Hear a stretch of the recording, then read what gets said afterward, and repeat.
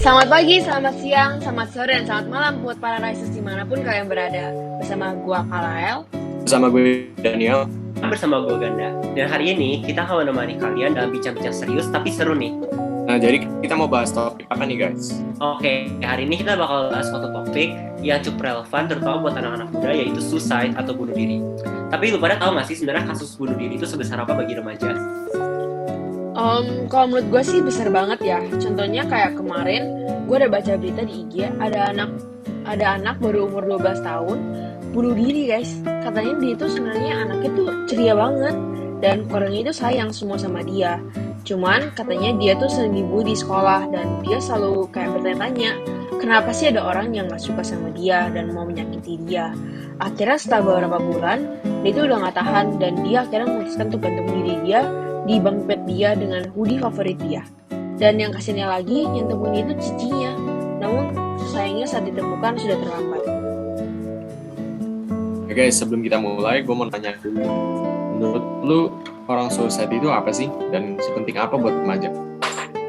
Kalau menurut gue, suicide itu sebenarnya tindakan seseorang melukai diri sendiri dengan tujuan untuk mengakhiri hidupnya.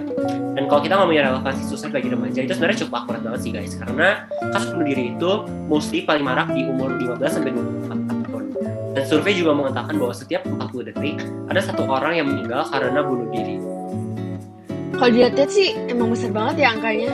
Tapi sebenarnya penyebab suicide itu apa sih? Nah, sebenarnya penyebab dari bunuh diri itu beragam banget ya. Menurut gue yang paling banyak disebabkan adalah karena depresi. Penyakit mental seperti depresi ini banyak dialami oleh orang-orang, namun jalannya sulit dikenali. Dan yang makin sedihnya adalah banyak orang yang sulit mencari jalan keluar dari permasalahan tersebut.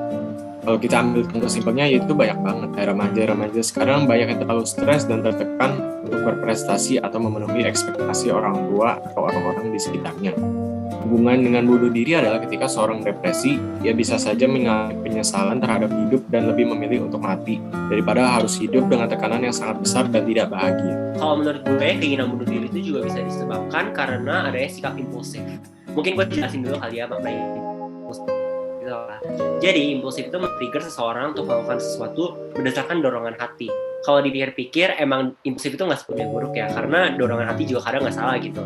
Tapi kalau perilaku spontan itu buruk, hal itu membuat orang menjadi nekat dan ceroboh dalam melakukan hal gitu loh. Mungkin contohnya kalian pernah dengar kayak suicidal thoughts. Jadi pemikiran seseorang untuk melakukan bunuh diri itu bisa membawa orang karena perilaku impulsif dari internal push-nya sendiri. Jadi ada orang yang nggak berpikir lama untuk melakukan bunuh diri gitu. Iya, kalau menurut gue ya, selain depresi, keinginan bunuh diri itu juga bisa trigger dari masalah sosial yang sering kita hadapi. Sampai-sampai pengen bunuh diri. Mungkin salah satu yang paling banyak dialami remaja adalah bullying. Bullying baik secara fisik maupun mental itu bisa membuat seseorang memiliki kesehatan mental yang semakin rentan. Sehingga orang tersebut ingin mencapai dirinya sendiri demi menjadikan orang-orang yang sudah menyakitinya. By the way guys, belakangan ini kalau kita ngomongin topik kayak mental health atau suicide, salah satu kosakata yang paling gak asing lagi bagi kita itu adalah self-harm. Nah, kalau menurut lu pada nih, self-harm itu apa sih?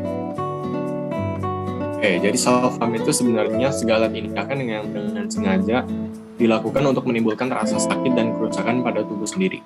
Misalnya itu kayak menyayat kulit, benda tajam, menggaruk kulit sampai luka, atau apapun yang bisa melukai fisik dan meluapkan emosi negatif orang tersebut.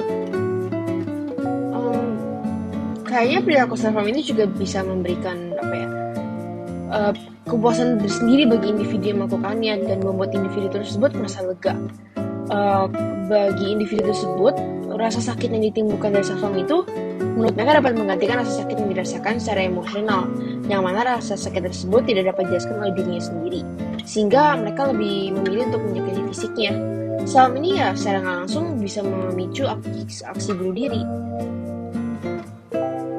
Bener banget sih. Oke, ngomongin tentang depression sama self-harm yang berhubungan dengan suicide, kemarin kita udah upload di Instagram kita masing-masing buat nanya ke teman-teman kita tentang pengalaman-pengalaman mereka yang berhubungan dengan kesehatan mental mereka.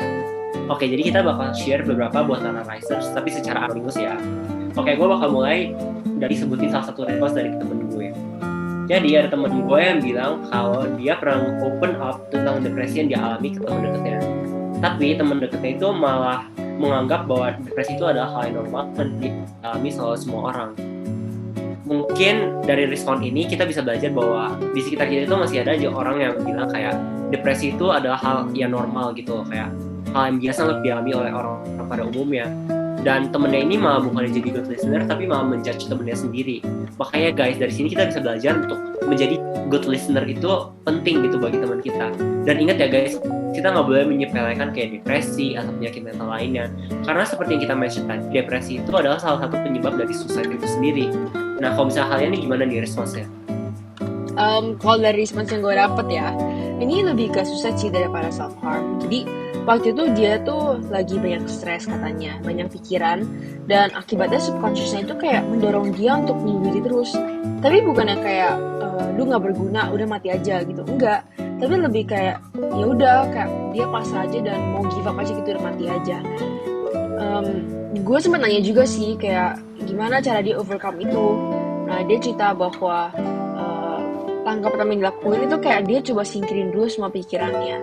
Dan ya biasanya kan kalau kita nggak ada kegiatan apa-apa, kita langsung kayak kepikiran yang nggak jelas-jelas gitu kan. Makanya dia langsung coba cari aktivitas untuk keep dia busy gitu. Walaupun terkadang ya kegiatannya juga nggak penting-penting amat. Ya tapi yang penting dia nggak kepikiran aja gitu untuk bunuh diri. Also finding a silver lining in whatever situation you're in helpful juga katanya. Jadi karena di saat mental kita itu ngerasa semua ambruk, pasti kan ada aja sesuatu di antara itu semua yang menjadi motivasi kita untuk terus bertahan hidup. Kalau untuk dia waktu itu, dia ngerasa kalau kehidupan sosial itu jelek dan semua orang yang dipercaya itu ninggalin dia karena dia udah ketemu orang-orang baru. Tapi on the other side, dia berhasil dapat beasiswa dan itu menjadi motivasi dia untuk terus bertahan hidup gitu. Nah, dari cerita teman-teman ini, ternyata topik ini udah nggak asing lagi ya di kuping kita. Tapi kita harus ingat bahwa seberat apapun permasalahan yang kita hadapi, pasti ada solusinya. Bagi teman-teman yang merasakan tanda-tanda bunuh diri yang telah kami sebutkan sebelumnya, kalian bisa mencari tahu atau mencari bantuan profesional dan kunjungi terapis. Selain itu, jangan pernah menyendiri ya guys. Untuk dekatkan diri kita pada suasana yang positif dan suportif untuk diri kita sendiri. Banyakin conversation dengan orang-orang yang kita bisa bertanya dan jauhkan orang-orang yang membawa vibes negatif buat diri kita. Nah, selain itu, kalau misalkan kalian ada lihat teman kalian atau orang yang sedang perlu bantuan, sedang mengalami masalah atau putus asa atau apa, kalian bisa membantu mereka dengan menjadi pendengar yang baik. Kalian juga bisa coba bujuk mereka untuk pergi ke terapis. Tapi jangan pernah ya guys beradu argumen tentang kematian atau bunuh diri.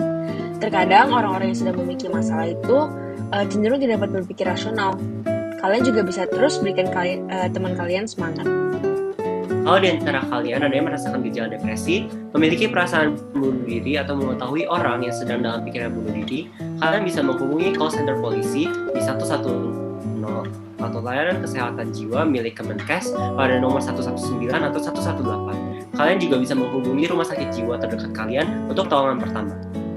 Oke, itu saja dari kita untuk hari ini. Thank you semua yang sudah mendengarkan kita hari hingga akhir. See you next time, Risers. See you next time, Risers. This video supported by Hipwi and Sanur FM.